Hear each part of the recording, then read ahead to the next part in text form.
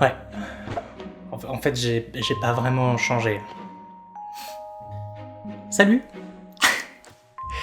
C'est moi.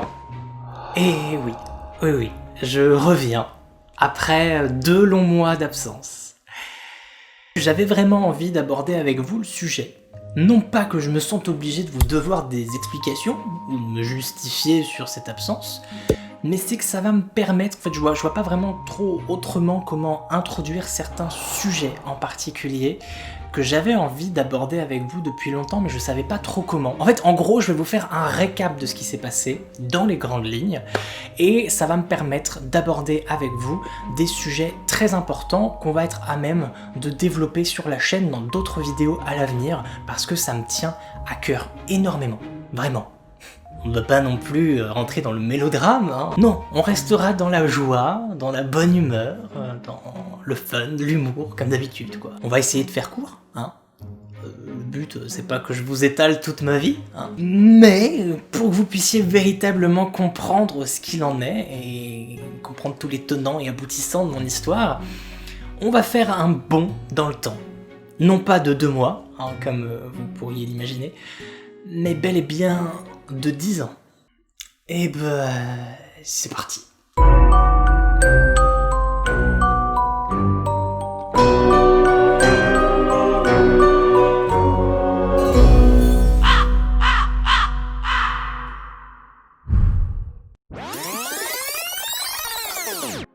Nous sommes donc en 2010, une année extrêmement importante pour ma personne, étant donné que c'est l'année où j'ai rencontré la personne qui aujourd'hui partage ma vie. Donc je suis en couple depuis 10 ans maintenant, on vient de fêter nos 10 ans en plus pendant le confinement.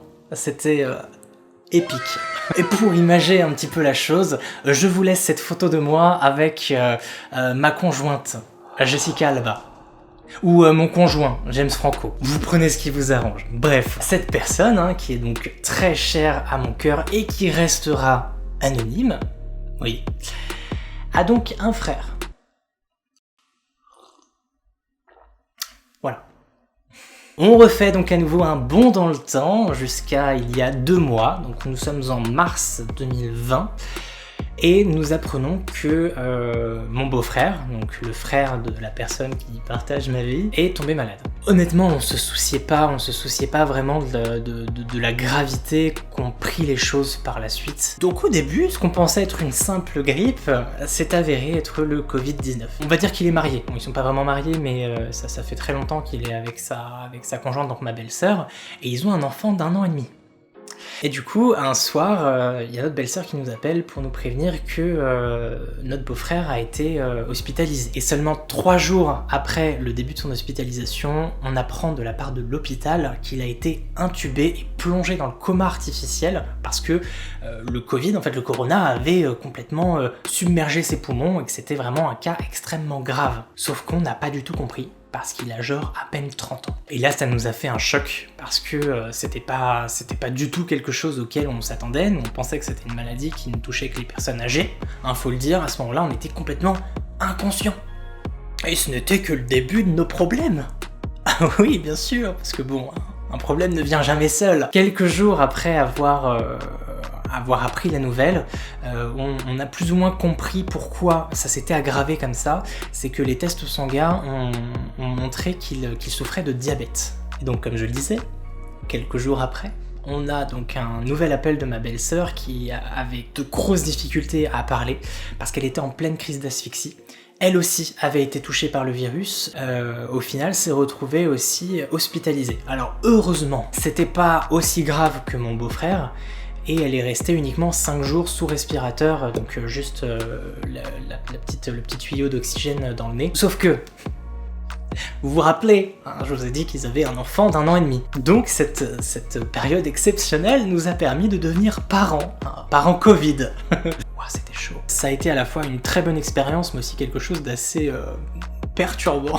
Parce que nous qui voulions en fait des enfants jusqu'à présent, on en voulait même pour tout bientôt en fait. On s'était dit ouais, à peu près à cet âge-là, pourquoi pas. On s'est dit pas tout de suite, non, plus tard, on profite, hein, on profite et puis On réfléchira, hein. Mais bon, rassurez-vous, hein, c'est pas une histoire qui se termine mal. Mon beau-frère, après 3 semaines d'angoisse, d'attente, enfin pour nous, hein, pas pour lui, lui il dormait, est enfin sorti du coma, a été extubé, puis est allé en maison de repos pour sa rééducation, parce qu'après un long moment comme ça, il faut pouvoir se remettre sur pied, réapprendre à marcher, faire un peu d'exercice, peut-être respirer correctement, etc. Enfin bref, c'était nécessaire.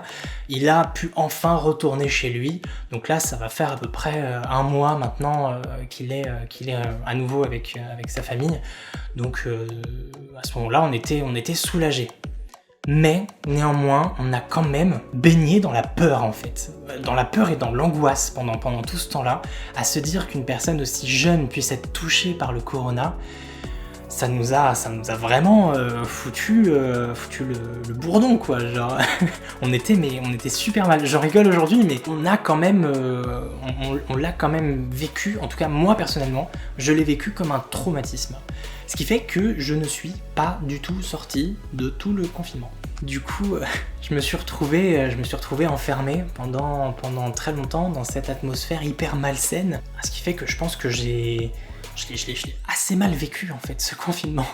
Ce qui m'amène donc à évoquer avec vous les véritables raisons qui m'ont poussé à faire cette vidéo. Comme je vous dis, c'était pas pour vous raconter une histoire, mais vraiment pour partager avec vous mon ressenti émotionnel et psychologique durant cette période un peu compliquée de pandémie.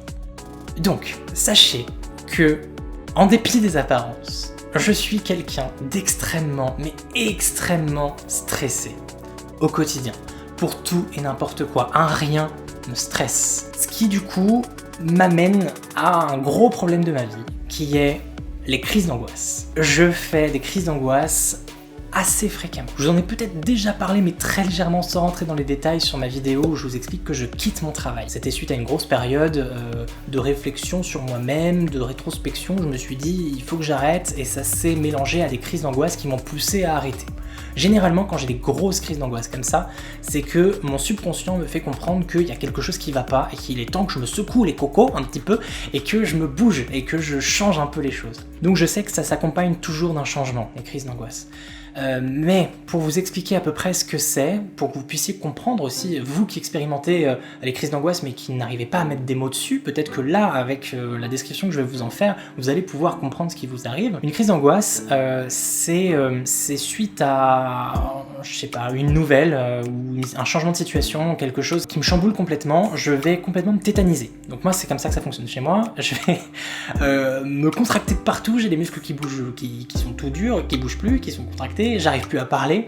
Souvent j'ai besoin de serrer quelque chose dans mes mains, donc j'ai l'air d'un fou complètement à ce moment-là. Genre, je panique complètement, je suis dans le vide, mon regard se perd complètement.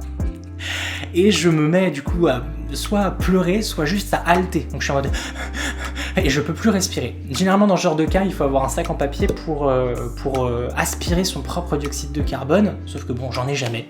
Donc je fais avec et j'attends que ça passe. Mais c'est vraiment une vraie crise, un moment où je fais abstraction de tout ce qu'il y a autour et je vais faire que négativité dans ma tête. Négativer. Bref, t'as compris. Je vais donc avoir de grosses pensées négatives, c'est plus clair, où je vais tout simplement souvent me faire des films. Je vais imaginer le pire. Admettons, c'est quelque chose qui n'est même pas arrivé. Et je vais imaginer la scène comme si elle était vraiment sur le point de se passer ou comme si elle venait vraiment d'arriver. Et du coup, c'est la panique. Donc ça se traduit littéralement sur mon corps et je peux plus bouger, je peux plus parler, je suis complètement contracté, je peux plus respirer, j'allaite complètement, je pleure parfois, je pars en sanglots, j'ai besoin de me mettre en PLS. En position latérale de sécurité en mode fœtus parce que je suis mais mal, très très mal. Et comme je vous dis, ça m'arrive vraiment dans des moments de crise que ma conscience n'arrive pas à gérer tout de suite. Souvent, on a juste besoin de me serrer très fort et de me rassurer avec certaines paroles et ça passe plus vite. Mais quand je suis tout seul dans ce genre de cas, j'attends juste que ça passe, mais ça épuise. Je suis littéralement crevé après. Souvent, je dors. Je dors après une crise d'angoisse parce que ça me pompe toute mon énergie. Donc si vous expérimentez ça, tout ce que je vous conseille, l'un de mes premiers conseils dans ce genre de cas, ce serait d'en parler à des personnes de confiance, soit des personnes qui vivent quotidiennement avec vous, soit des personnes que vous croisez assez régulièrement, ou en tout cas des personnes qui pourrait potentiellement comprendre ce genre de choses-là. Je pense que c'est important d'en parler, d'échanger ce truc. Je peux être aussi cette personne-là si jamais vous n'avez personne dans votre entourage qui serait susceptible de comprendre, parce que je sais qu'à partir du moment où on n'expérimente pas soi-même quelque chose, on a plus de mal à le comprendre. Donc peut-être qu'autour de vous, vous avez des personnes qui ne vous comprennent pas. Voilà, en ce qui est des crises d'angoisse, il y a vraiment matière à en faire d'autres vidéos, à en débattre dans les commentaires ou autres. Si vous avez déjà expérimenté ce genre de choses, si vous avez des solutions, si vous voulez juste en parler, en fait échanger dessus, n'hésitez pas, hein, la partie commentaire elle est là pour ça. Et puis si d'autres vidéos sur le sujet vous intéressent, n'hésitez pas aussi à me le dire, parce que je pense que ça peut être un sujet très important. Corvus Oraculum ne traite pas uniquement de spiritualité, de tarot, etc. Je pense que c'est important de se concentrer sur l'humain de manière générale. Donc nos émotions, nos ressentis, notre psychologie. Et les angoisses, c'est des choses qu'on peut tous expérimenter, et c'est pour ça que j'avais envie d'en parler aujourd'hui avec vous. Mais pas que. J'avais également envie d'aborder avec vous le rapport à sa propre image, donc notamment dans mon cas à mon poids.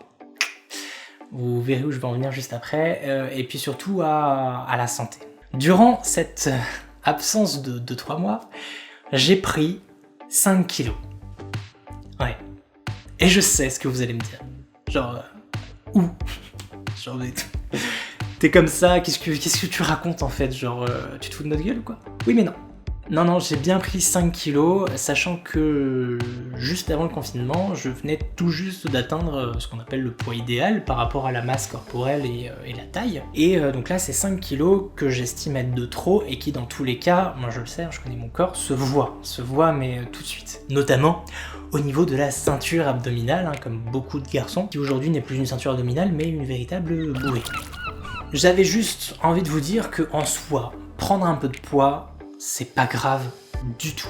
Vraiment pas grave. Si avec que ça, que l'image, moi ça me dérangerait pas plus que ça. Sauf que dans mon cas, en fait, il y a des problèmes de santé qui font que j'ai besoin de revenir à un poids plus raisonnable. En fait, j'ai un souci depuis plusieurs années, je dirais au moins 8 ans. Facile.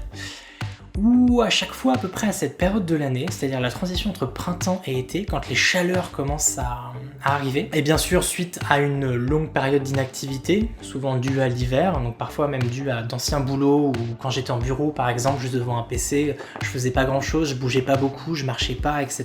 J'ai jamais fait de sport, de toute façon de manière générale, mais quand mon activité quotidienne n'était pas très physique, je commençais en fait à avoir...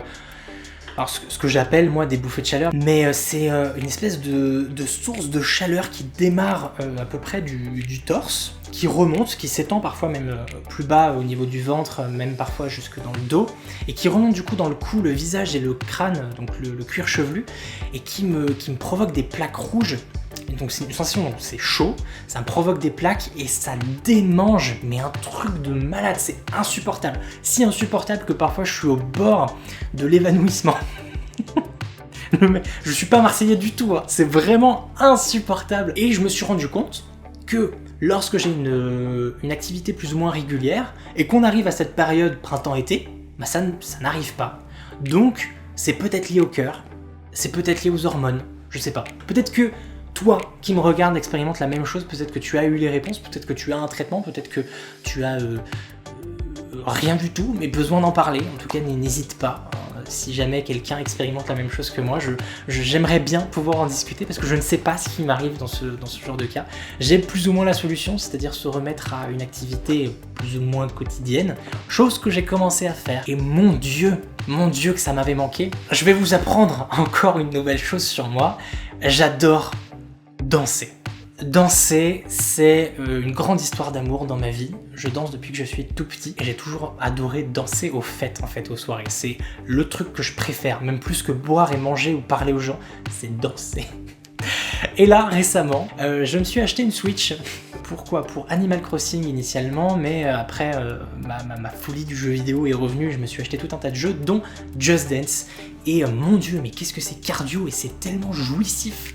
Du coup là, ça fait à peu près plus d'une semaine que je me mets à bouger tous les jours, en fait, à me faire des sessions de pratiquement une demi-heure, 1 heure, voire plus. D'ailleurs, la première session que j'ai faite, de 2 heures, j'ai complètement craqué, j'ai failli m'évanouir. Ah, c'était... pour vous dire... Je reviens de loin, de très loin. Visuellement, j'ai pas trop perdu. Je me sens beaucoup plus tonique, beaucoup plus en forme. Je suis pas essoufflé dès que je me lève du canapé ou dès que je descends les poubelles. Enfin, je me sens beaucoup mieux dans mon corps. Et les changements physiques viendront avec la suite si je continue à être régulier. Je pense que c'est important d'avoir une activité physique et surtout la volonté qui va avec. Et donc, on en arrive au dernier sujet, étant donné que c'est lié avec la Switch. Je me suis remis aux jeux vidéo. Et c'était quelque chose qui m'avait extrêmement manqué. Je pense que ça faisait beaucoup trop longtemps que j'avais pas joué et je me suis rendu compte qu'en fait c'était un besoin, donc ça m'a fait un bien fou. Donc je me suis remis à Animal Crossing, un de mes plus grands amours de la sphère vidéoludique. Je me dis que ce serait vraiment cool sur la chaîne, parfois de vous faire des épisodes hors série où je vous présenterai certains jeux vidéo, tout en restant peut-être dans la même ambiance Corvus Oraculum, donc magie, spiritualité, sorcellerie, toutes ces choses un peu sombres ou moins sombres. Je pense que ça pourrait plaire à certains ou certaines d'entre vous, et moi en tout cas ça me plairait énormément de vous monter et de vous créer ces vidéos-là. Parce que oui, c'est ma chaîne et j'ai envie de vous présenter toutes les facettes de ma personnalité et pas juste me limiter au tarot et la spiritualité. J'ai envie d'ouvrir un petit peu plus sans partir non plus dans tous les sens. Rassurez-vous, il y aura toujours de la spiritualité, du tarot, de la magie, des choses comme ça. C'est le noyau de Corvus. Mais Corvus, c'est moi, c'est Jules, c'est mon entité, c'est comme une grosse boule à facettes et j'ai envie que vous voyez un petit peu tous les aspects. Vous prenez la lune, la face cachée, bref. Attendez-vous donc juste à voir des choses que vous n'êtes pas forcément habitués à voir jusqu'à présent sur la chaîne à l'avenir. Parce que j'en ai envie. Et que je fais ce que je veux avec mes cheveux. Voilà donc pour cette vidéo qui j'espère n'est pas trop partie dans tous les sens. Je vais essayer de raccommoder ça au montage parce que j'avais besoin de parler. Ça fait un bien fou en fait de revenir. Et j'en profite également là tout de suite pour vous remercier tous et toutes d'être restés fidèles à Corvus Oraculum, à m'avoir envoyé énormément de messages de soutien, d'impatience aussi, à se demander quand est-ce que j'allais revenir, et puis aussi merci à toutes les personnes qui se sont abonnées alors que ça fait 2 mois que j'ai pas sorti de vidéo, genre un truc improbable. Merci d'être toujours là, merci d'être au rendez-vous, et puis on se retrouve très très vite sur la chaîne. Je vais essayer de reprendre le rythme sans trop forcer. Je pense que ça a été l'une des plus grandes leçons de ce confinement. Je pense qu'il était temps pour moi de lever un peu le pied et de pas me prendre la tête en fait. Donc on arrête de se prendre la tête, ça sert à rien. Vivons la vie comme elle vient. Je crois que je vais m'arrêter là. Et puis voilà, on se retrouve bientôt. Je vous embrasse extrêmement fort. Je vous aime et à très vite. Ciao.